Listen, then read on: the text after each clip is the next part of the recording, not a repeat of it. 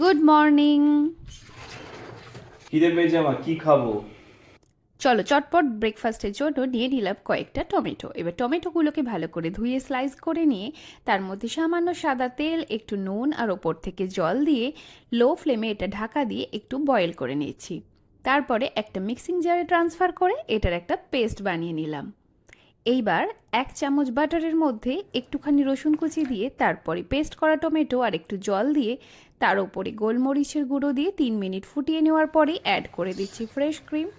আরও 5 minute high ফ্লেমে ভালো করে ফুটিয়ে নেওয়ার পরে ওপর থেকে সামান্য অরিগানো আর 1 চামচ বাটার দিয়ে দিচ্ছি।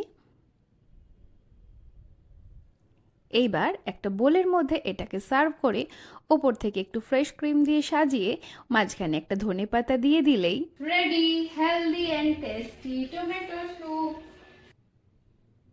এইবার এটা ব্রেডের সাথে সার্ভ করো। আর কেমন লাগলো? অসাধারণ।